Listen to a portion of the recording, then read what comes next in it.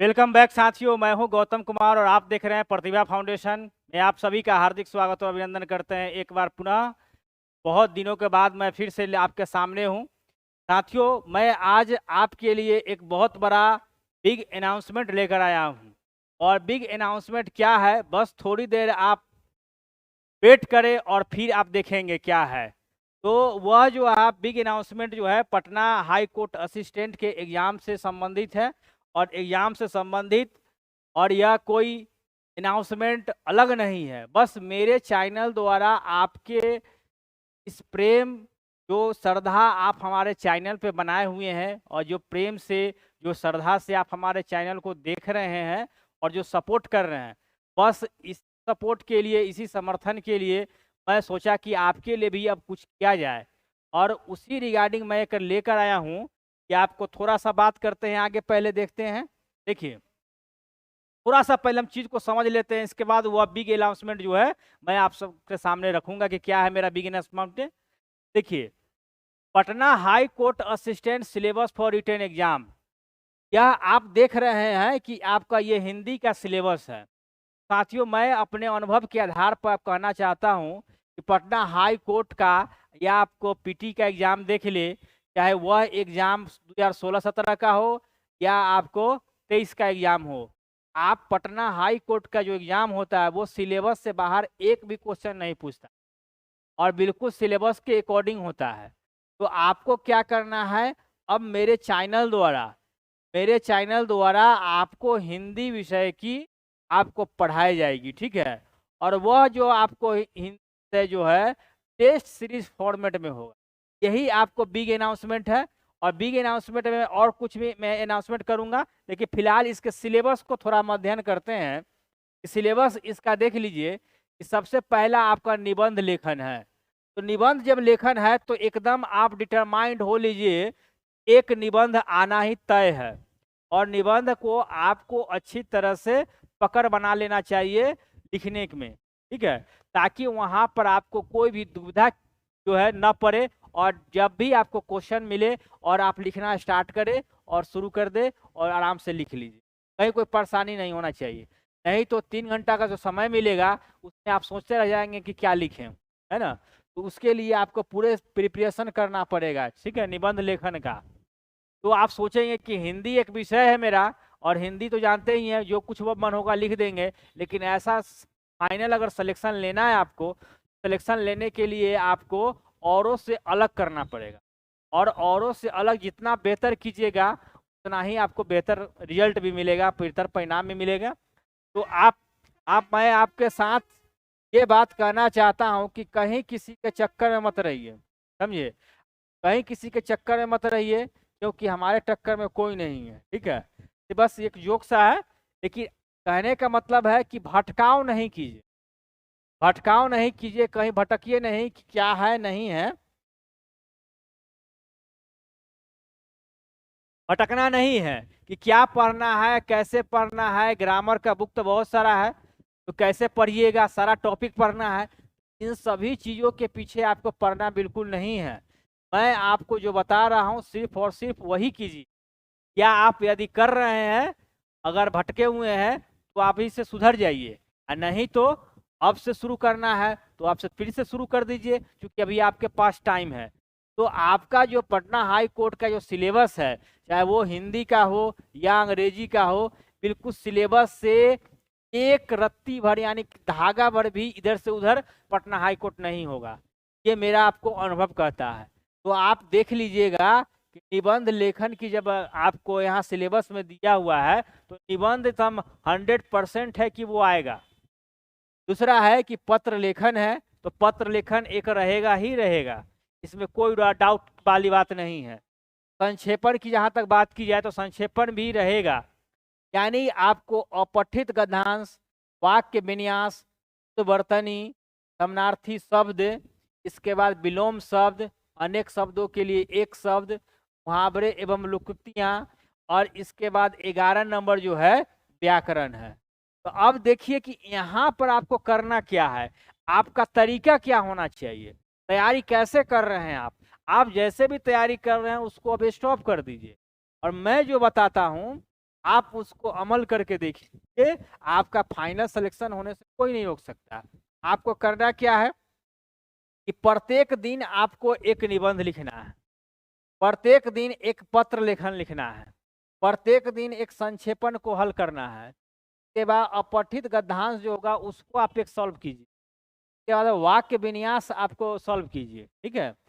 तो बर्तनी, ये आपको 5 जो इम्पोर्टेंट है, ठीक है, ये काफी इम्पोर्टेंट है। इससे आपको हर एक सवाल जो है, हर टॉपिक से एक सवाल दम बिल्कुल बनता है और कहीं अलग से पूछने वाला नहीं है, ठीक है।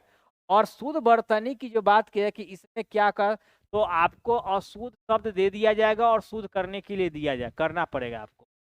तो इसमें आप 2-3 क्वेश्चन हो सकता है, ज्यादा से ज्यादा 2 क्वेश्चन होगा, इससे ज्यादा कोई क्वेश्चन नहीं होगा। समानार्थी शब्द की बात करें, समानार्थी शब्द इसी 1 से 2 आएगा, इससे ज्यादा आपको नहीं आएगा। विलोम शब्द उसी प्रकार से कहते हैं कि 1 से 2 शब्द आएगा, ठीक है। इसके बाद आपको अनेक शब्दों के लिए जो एक शब्द है, थोड़ा सा आपका छूटा हुआ है, ठीक है। तो अनेक शब्दों के लिए थोड़ा सा मिस्टेक हो गया है टाइपिंग में।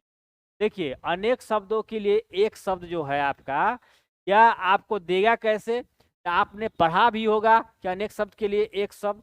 तो यहाँ क्या पूरा बुक पढ़ना है? तो आपको पूरा बुक नहीं पढ़ना है, पूरा इम्पोर्टेंट जो सबसे टफ जो अनेक शब्दों के लिए एक शब्द आते हैं उसको आप याद रखिए, उसको आप बनाइए, जो जिसको आपने कभी देखा नहीं है, उन शब्दों को आप प्रैक्टिस कीजिए। और हो सकता है कि इसमें अनेक शब्द के लिए एक शब्द दे दे और उस शब्द से आपको वाक बनाने के लिए, ठीक है, वाक बनाने के लिए कहेगा नहीं, डिफरेंट आएगा ही, ठीक है।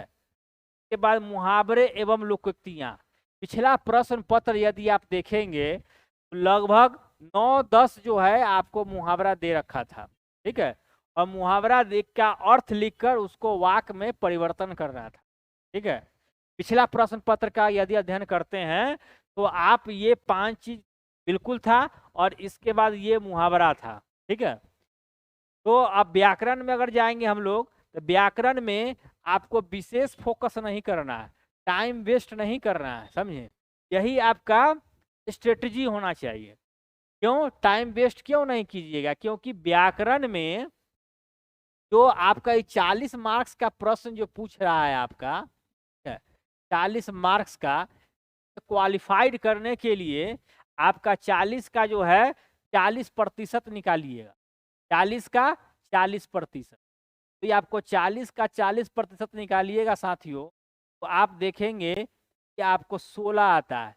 मिनिमम जो है आपको क्वालिफाइड करने के लिए हिंदी पेपर में 16 मार्क्स चाहिए।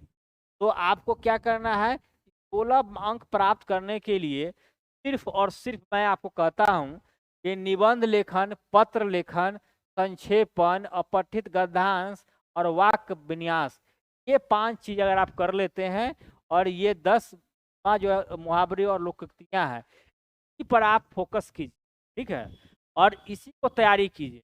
और इस पे आप फोकस आपका, अगर आप दे रहे हैं, हम कहते हैं कि इस पर आप 80% आप फोकस कीजिए। बाकी जो चीजें हैं पर आपको 20% फोकस करना है।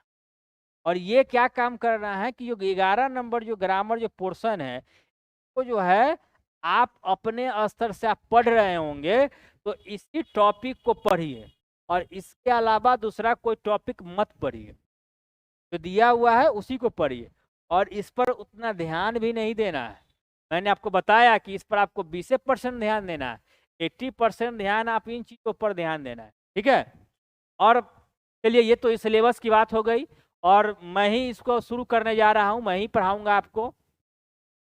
तो इसमें करना क्या है कि मेरे चैनल द्वारा ये बिग अनाउंसमेंट है कि मैं अब आपके लिए हिंदी सब्जेक्ट का जो है पढ़ाना शुरू करूंगा आपको यहाँ, और बिल्कुल क्रैश कोर्स में। अगर आप पढ़ रहे हैं तो भी और नहीं पढ़ रहे हैं तो भी आपको एकदम फास्ट रिवीजन हो जाएगा। पढ़ते हैं तो भी, नहीं पढ़ते हैं तो भी, इतना आप वीडियो आएगा, उस वीडियो पे आप फॉलो कीजिएगा, तो आप देखिए कि जल्द से जल्द रिवीजन होगा। तो आपको सबसे पहले मैं क्या करूंगा कि आपको जो टॉपिक मैंने बताया उस पर आपको एक प्रश्न देंगे हम, ठीक है। हर दिन आपको एक प्रश्न जाएगा, टेस्ट सीरीज टाइप का, ठीक है। और मैं आपको अपना टेलीग्राम का लिंक भी जो है वीडियो के नीचे डाल दूंगा, उस टेलीग्राम चैनल को आप ज्वाइन कर लीजिए। ठीक है, ज्वाइन करने के बाद आपको क्वेश्चन दिया जाएगा, क्वेश्चन दिया जाएगा उसी टेलीग्राम चैनल पे आपको क्वेश्चन दिया जाएगा, और उस क्वेश्चन का आप आंसर लिखकर आप टेलीग्राम चैनल पे आप पोस्ट करिएगा। ठीक है, अब पोस्ट करिएगा, और पोस्ट करने के बाद मेरे टीम द्वारा, शिक्षकों द्वारा देखा जाएगा, और कहीं कोई कमी रहेगा तो उसको बताया जाएगा। और उसमें ये भी फायदा होगा कि बहुत सारे स्टूडेंट जुड़ेंगे, तो एक दूसरे का जो है ना दृष्टिकोण जो है मैच करेगा, और मैच करेगा तो आप एक दूसरे को सीखने का मौका मिलेगा। और हो सकता है कि आप कुछ कर रहे हैं, अगला कुछ और कर रहा है, तो एक दूसरे से आप सीखने का जो मौका मिलेगा, इसका लाभ जो आपको तैयारी में बहुत ही अच्छा रहेगा साथियों।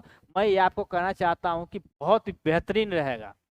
ठीक है, तो ये आपको टेस्ट भी मिल जाएगा, टेस्ट भी लगा लीजिएगा, और यहाँ पर आंसर भी या कुछ हम लोग भी देखेंगे उसमें, तो मैच करके देखेंगे कहाँ क्या प्रॉब्लम है। अगर कुछ सुधार की गुंजाइश होगी तो सुधार की गुंजाइश बताया जाएगा, और नहीं तो देखिए जो भी इम्प्रूवमेंट का चीज होगा तो हर हाल में आपको मदद किया जाएगा। ये मेरे चैनल द्वारा इस तरह की व्यवस्था की जा रही है। क्या इस व्यवस्था से आप सहमत हैं? तो आप वीडियो को लाइक कीजिएगा, कमेंट करके बताइएगा और कैसा व्यवस्था चाहते हैं आप। ठीक है, आप जैसा कहेंगे वैसा ही काम शुरू किया जाएगा। ठीक है, तो आप कमेंट करके जरूर बताइएगा, और यदि आपको अच्छा नहीं लगेगा या आपका मेरा प्लान आपको पसंद नहीं आएगा तो मैं इस वीडियो के बाद कोई दूसरा वीडियो नहीं बनाऊंगा, क्योंकि इससे रिलेटेड आप जैसा कहेंगे वैसा ही किया जाएगा।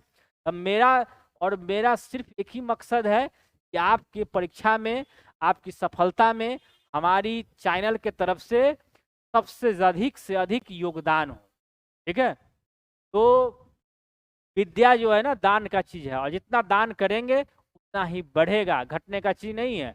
तो ये आपको बड़े बड़े जो आईएएस के एग्जाम होते हैं, यूपीएससी के एग्जाम में देखते हैं, तो ग्रुप डिस्कशन के साथ ही आपको लोग